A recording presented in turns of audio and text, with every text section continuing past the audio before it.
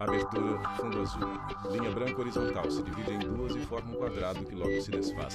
Círculo se divide horizontalmente em outros coloridos e se desfazem. No centro, repórter Justiça. Ela é a lei máxima do nosso Repórter país. A Constituição Moraes, Federal Brasília, traça DF. parâmetros e define os princípios e as diretrizes que regem a sociedade. Por meio dela, direitos básicos dos cidadãos são instituídos e assegurados. No artigo 5º da Carta Magna, por exemplo, temos que todos somos iguais sem qualquer distinção. Mas será que essa igualdade existe mesmo numa nação tão diversa quanto a nossa? Quando se fala em construção de uma nação, quando se fala em construção de uma ideia de povo, se fala em construir uma unidade a partir da diversidade, a partir da pluralidade. E nós só podemos construir essa unidade a partir da pluralidade com o reconhecimento verdadeiramente daquela pessoa que compõe a sociedade tanto quanto nós como um igual. É o que a gente chama de igualdade como reconhecimento. Um Brasil de costumes distintos, sotaques variados. Já são mais de 5 séculos de vivências e muitas experiências. Uma diversidade que começou no passado com a colonização portuguesa, uma mistura de índios com europeus, depois com escravos vindos da África. Os anos passaram e o país foi ficando mais plural com a chegada de imigrantes. Fizeram parte da história italianos, espanhóis, alemães, japoneses e, aos poucos, pessoas de outras nacionalidades. Uma das coisas que caracteriza a formação histórica e cultural do Brasil não é só a diversidade, mas é a mistura. É o modo como aqui no Brasil, por diferentes caminhos, alguns cruéis inclusive, mas outros não, mas por diferentes caminhos houve uma mistura que não se percebe em outras partes do mundo, onde você tem guetos, você tem segmentos muito separados que não se comunicam, que não convergem, que não miscigenam, e isso gera problemas muito sérios para a vida humana. Uma cultura que se abre a outras culturas, que digere as outras culturas e transforma aquilo em algo próprio, em algo original, é uma cultura que floresce. Daí o porquê de a diversidade ser essencial para o progresso do país. A sociedade, ela progride por meio de sínteses, né? E as sínteses, elas se dão exatamente pelo processo dialético, em que você tem uma tese e uma antítese. É exatamente a diferença entre a tese e a antítese que permite a criação de sínteses.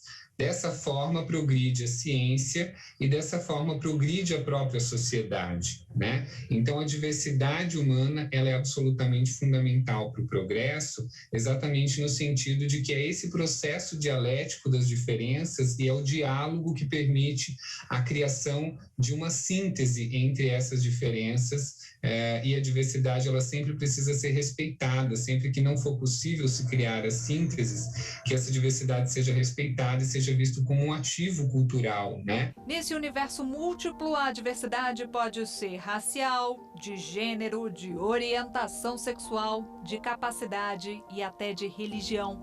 Mas às vezes ser diverso é abrir margem para o excludente. E onde há exclusão pode haver também preconceito e discriminação. Quando se acredita que uma diversidade ela é danosa para a sociedade, é justamente quando existe um processo de discriminação. Quando se passa a acreditar que uma raça é superior a outra, ou que um gênero é superior a outro, você tem um processo de discriminação. Então, os tipos de discriminação, eles são mais ou menos os mesmos tipos de diversidade, justamente porque a discriminação é um processo de deterioração e de desvalorização da diversidade. O desrespeito ao diferente está escancarado nestas fotos. Há 5 anos, Mayra sofreu uma agressão de cunho lesbofóbico. As marcas ficaram no rosto. Já as cicatrizes estão para sempre na memória da arquiteta. Eu estava em um bar com algumas amigas, quando um homem se dirigiu à nossa mesa e começou a me insultar com xingamentos lesbofóbicos e tentar me agredir fisicamente. Nesse primeiro momento, as pessoas do bar conseguiram conter ele, mas assim que eu me dirigi para a saída, eu fui atingida por 2 socos no rosto, no olho esquerdo. Intolerâncias que alimentam uma espiral de violência.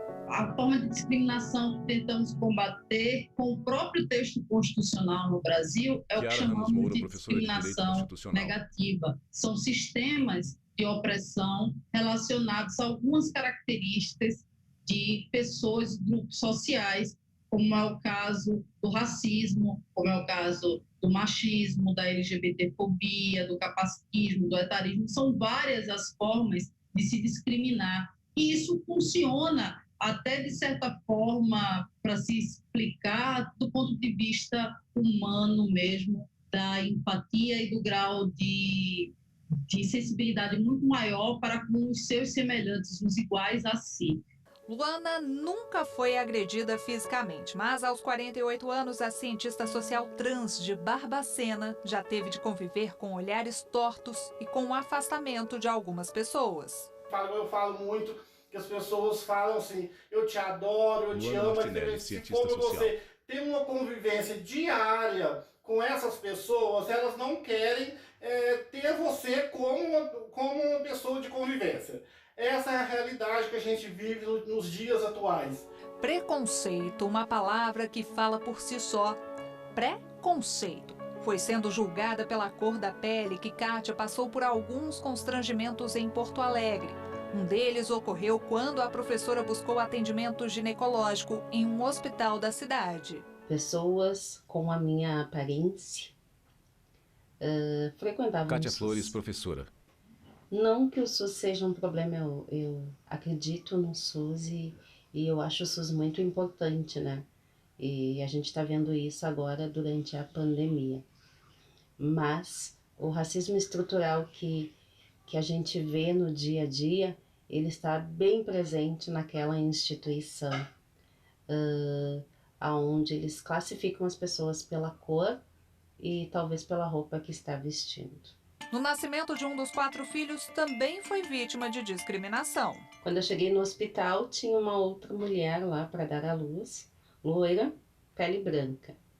Fizemos todos os procedimentos, tivemos os nossos filhos, fomos para a sala de recuperação e depois da sala de recuperação fomos encaminhadas, né, aos nossos quartos.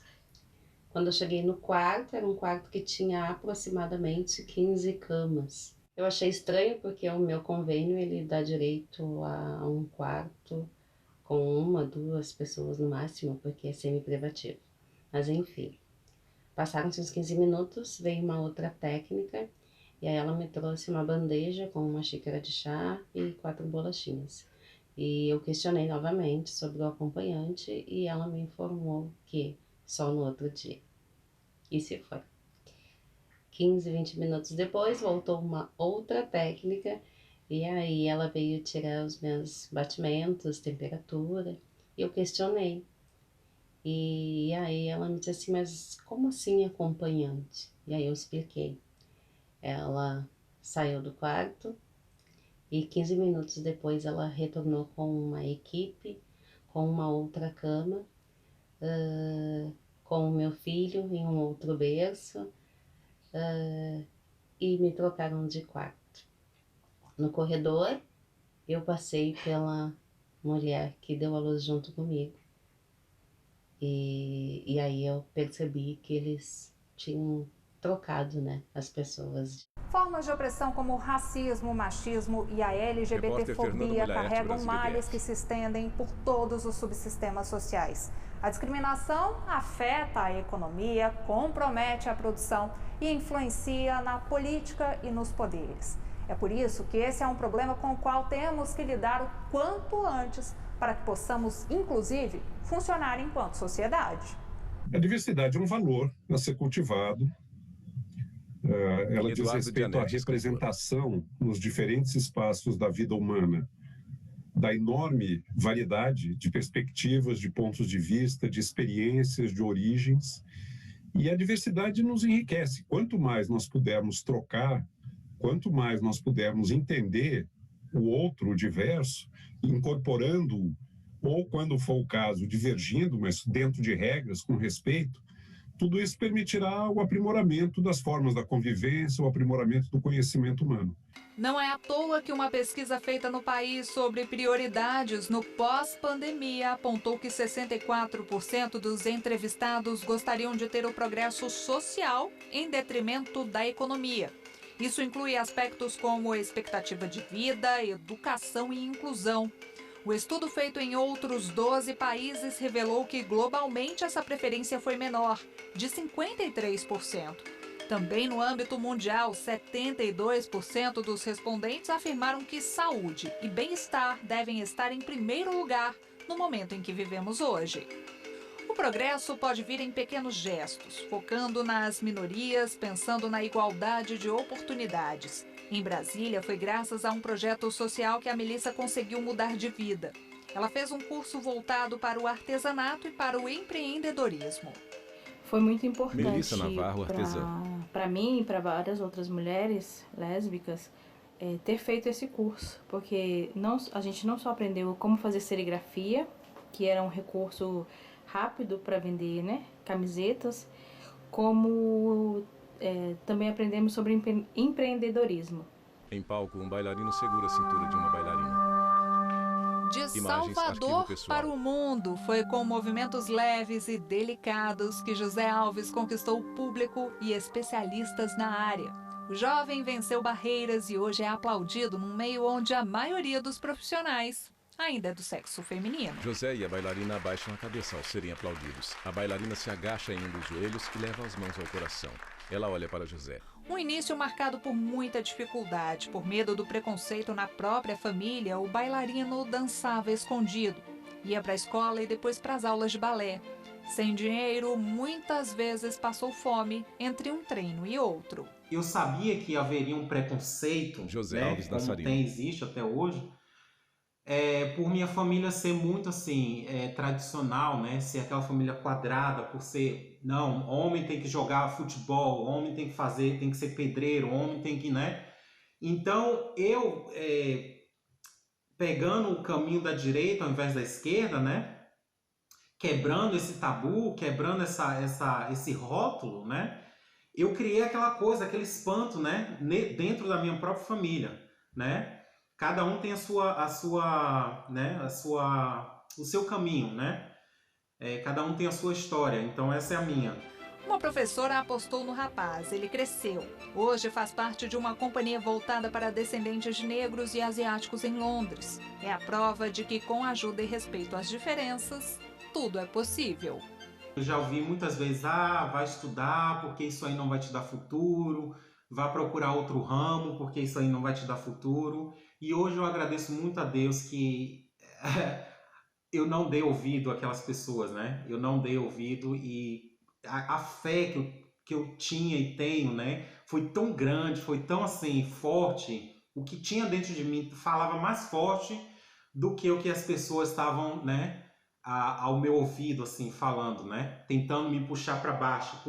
Por eles não sonharem como eu estava sonhando, eles não queriam que eu alcançasse isso, né?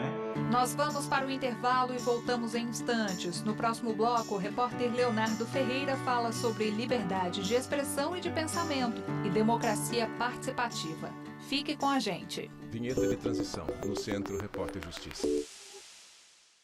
Vinheta de transição, no Centro Repórter Justiça. Nas redes sociais, onde o pensamento compartilhado pode alcançar milhares de pessoas, Kênia aproveita para tratar de um assunto que nunca deixa de ser atual: o racismo. O revidar o racismo é responder ao racismo. O revidar é poder ter direito a dar voz a essa dor. O racismo é uma agressão, é uma dor, é uma ofensa. E nós, quando nós vivenciamos isso, nós queremos conversar, responder. É nosso direito de fazer isso. O posicionamento da comissária por um mundo mais justo, com mais oportunidades para os negros, pode até ser seguido por muita gente, mas alguns internautas ainda não abraçam a causa. Pelo contrário. Eu me sinto atacada, julgada e injustiçada em dobro, porque além de ver o racismo no dia a dia, eu ainda preciso driblar o racismo que está nas redes sociais. O conceito de diversidade não deveria ser atribuído à desigualdade e ao radicalismo. Pensar diferente, por exemplo, é importante para uma sociedade que sonha com uma política eficiente, com o desenvolvimento e o crescimento da nação. Só que nos últimos anos, esse tipo de discurso virou motivo para embate. Ao mesmo tempo em que existe um apelo pelo respeito à diversidade, existe também processos de aumento da intolerância. Uma pesquisa do Instituto Ipsos revelou que a polarização política por aqui atingiu um nível de intolerância que supera a média dos 27 países avaliados. 32% dos brasileiros acreditam que não vale a pena conversar com pessoas que tenham visões diferentes. Quando a diversidade ela é desrespeitada, desvalorizada, existem processos de discriminação que prejudicam, de fato, a toda a sociedade. No regime democrático, todos precisam ser ouvidos. A população também deve ter acesso a garantias previstas na Constituição Federal. Esse é o conceito de democracia participativa. A democracia participativa é como se fosse um plus, um adicional, em que se garante e se oportuniza que todas as pessoas, inclusive aquelas que não concordam entre si, tenham oportunidade e tenham voz. Falar sobre democracia participativa é lembrar dos direitos humanos. Os dois caminham lado a lado na tentativa de se conquistar o básico, sem que haja distinção política, de raça, nacionalidade, religião, gênero ou orientação sexual.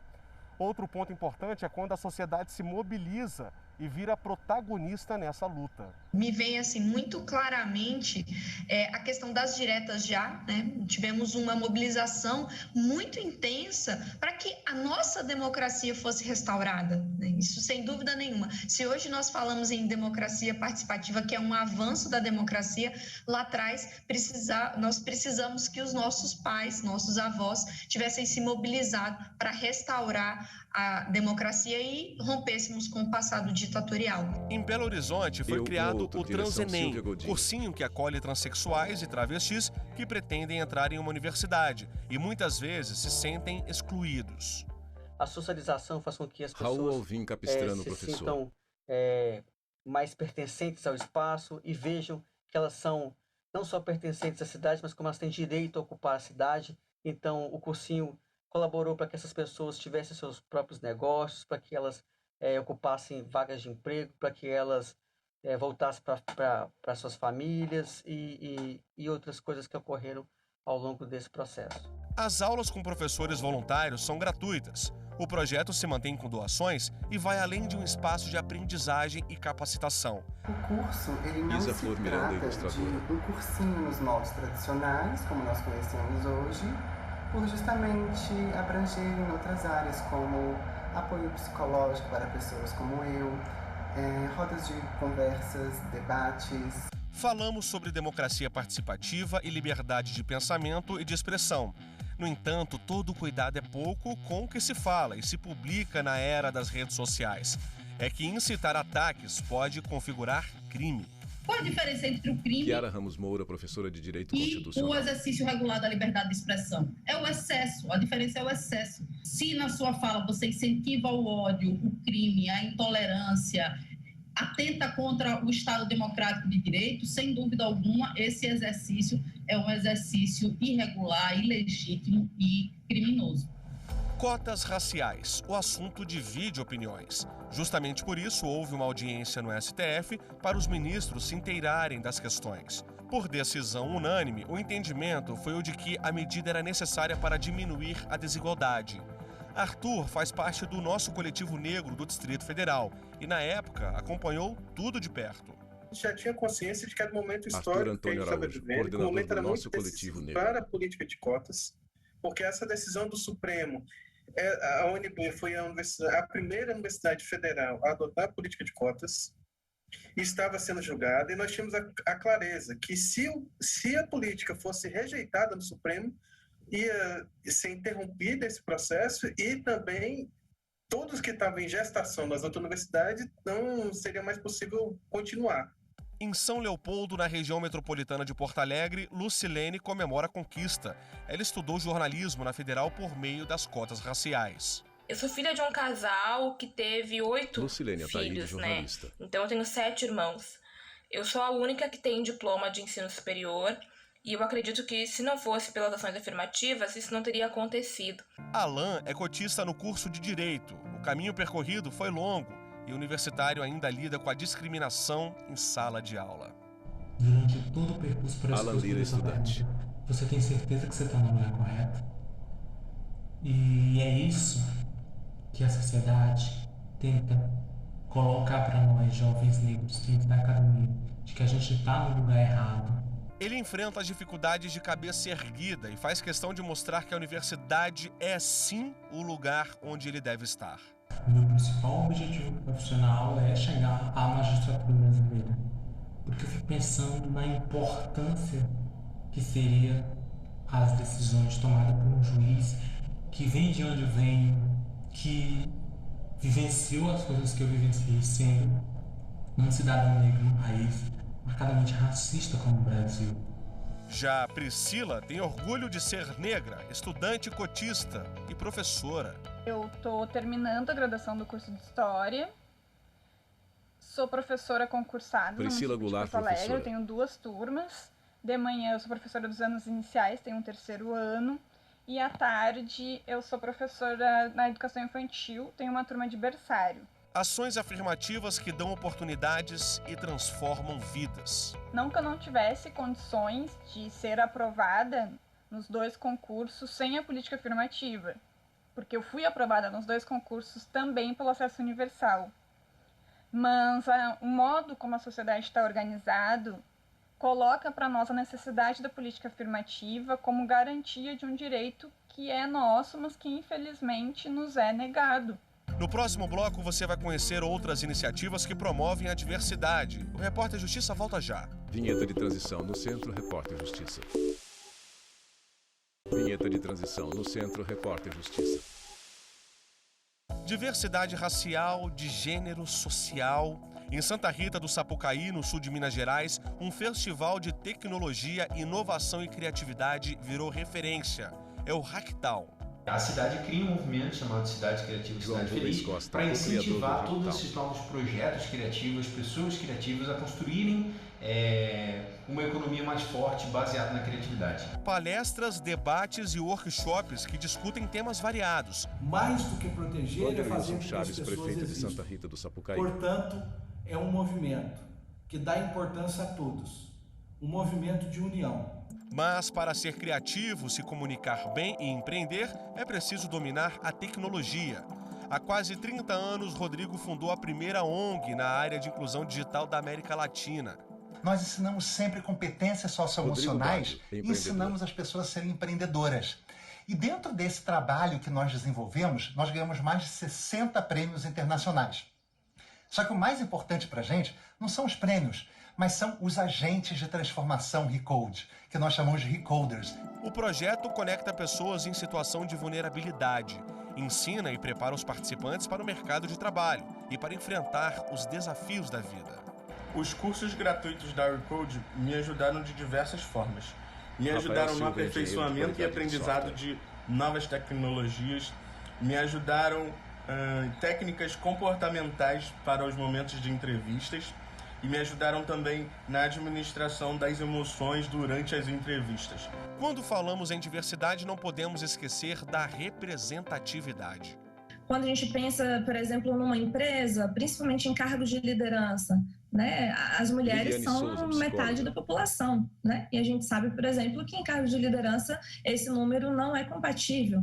Se a gente pega, por exemplo, meios de comunicação, programas de entretenimento, né, novelas, etc., será que nós temos assim 54% de pessoas pardas e negras na sociedade brasileira? Será que a gente vê essa representatividade, né, na televisão, nos meios de comunicação? É uma espécie de preconceito velado. Por outro lado, muitas empresas e organizações já perceberam a importância de um ambiente plural e de saber valorizar as diferenças. Se dentro de uma empresa tem mulheres, né, que ocupam cargo de liderança, a partir do momento, às vezes, que eu entro como uma estagiária, eu vou ver uma mulher naquela posição e eu vou saber, eu posso alcançar aquele lugar. Agora, a partir do momento que a gente não tem representatividade, a gente entende que o nosso lugar não é ali, porque a gente sofre preconceito socialmente por isso. Então, Isso está diretamente ligado com a condição de saúde mental. O Zoma, o dialeto africano, significa bom caminho a seguir. E assim foi batizada a consultoria de diversidade da Eliane. Ela ajuda empresas a ter conhecimento sobre o racismo e incentiva o recrutamento de funcionários negros e o plano de carreira deles. Não adianta falar diversidade se o funcionário ficar preso naquele cargo de analista, preso naquele cargo de gestor, de coordenador e não conseguir ascender para ser um diretor, para ser um vice-presidente da empresa. Então, como que a gente faz para que esse funcionário realmente consiga estar nesses lugares? E qual é o feedback que a gente tem recebido? Extremamente positivo, né? Caleb é gerente de uma das maiores empresas varejistas do país, que há quase 10 anos promove ações afirmativas de diversidade e inclusão. Os 4 temas prioritários são diversidade de gênero, diversidade sexual, diversidade racial e inclusão de pessoas com deficiência. Gerente de diversidade Embora esses sejam os nossos 4 temas prioritários, a gente não deixa de observar outros temas, como diversidade de religião. Nós consideramos também diversidade estética, diversidade de estilo. Oportunidades iguais para todos os funcionários. Na mesma empresa, Thaís ajuda mulheres a serem valorizadas no trabalho desempenhado. A gente vem discutindo nesse grupo uma série de ações afirmativas para promover capacitação, autoconhecimento, encontro e transformação dessas mulheres, para que elas entendam, para que nós possamos entender que nós podemos ocupar muitos espaços. Elas no comando, sim. Renata é gestora de diversidade e inclusão de uma multinacional francesa de cosméticos. A gente criou as redes de afinidade que nos ajuda a fazer toda a capilaridade da diversidade e inclusão. Então, nos temas que são principais para a gente de gênero, de empoderamento feminino, de LGBTQIA+, de equidade racial e de pessoas com deficiência. Assim, a gente vai conseguir desenvolver produtos diferentes, conseguir entender o consumidor de forma diferente, para que a gente possa cada vez mais atender o que a sociedade precisa. A inovação é matéria-prima para a competitividade. Desse assunto o Sebrae entende. Pensando nisso, foi criado um programa para estimular mulheres a empreender e ocupar espaços no mercado. Equipes homogêneas, equipes com gente muito parecida, que estudou nos mesmos lugares, que são mais ou menos da mesma idade, frequentaram os mesmos lugares, são equipes até muito boas de trabalhar, porque todo mundo é amigo, todo mundo pensa igual. Só que para o mundo lá fora, quando uma empresa, um governo, um país está pensando para uma solução para o mundo lá fora, o mundo lá fora é necessariamente plural e diverso. É um mundo onde existem mulheres e homens, brancos e negros, pessoas LGBTQI+, pessoas seniores, jovens. Então, necessariamente, você tem que atender os anseios de uma população diversa. Diversidade é também justiça social. Você vai conhecer agora uma startup que entrevista candidatos à vaga de emprego às cegas. É isso mesmo, sem saber as características do candidato. É enxergar além do que os olhos mostram. Os candidatos gravam um vídeo, esses vídeos eles são transformados com avatares na tela. Camila Yochabel, fundadora da Jobecan. Oculta todos os dados. E o recrutador ou o gestor só vai conhecer o profissional que está por trás daquele vídeo quando revela para uma próxima etapa do processo. E assim a gente termina o Repórter Justiça desta semana. Já segue o nosso perfil no Instagram, é o TV Justiça Oficial. No YouTube o canal é o mesmo. Se quiser entrar em contato com a nossa produção, o e-mail é o reporterjustiça@stf.jus.br. Até a próxima. Créditos finais. Produção Joyce Pires, Marcela Luiza e Thalita Oliveira. Reportagem Fernanda Mulaerte e Leonardo Ferreira. Edição de texto Fernanda Mulaerte. Cabelo e maquiagem Eliane Mendes. Figurino Thalita Oliveira. Cinegrafia Harry Góes, Jefferson Martins e Lázaro Filho. Assistência técnica José Hilde, Luiz de Melo e Paulo Paz. Edição de pós-produção Diego Galhote. Fotografismo Lucas Matias. Audiodescrição visual do roteiro Caimaniano. Narração Paulo Nascimento. Núcleo de programação Rasuazzi. Núcleo técnico Fábio Guedes. Núcleo de produção de programas Flávia Solidário. Supervisão Coordenadoria de Gestão da TV e Rádio Justiça, Secretaria de Comunicação Social STF. Realização TV Justiça Essencial 2021.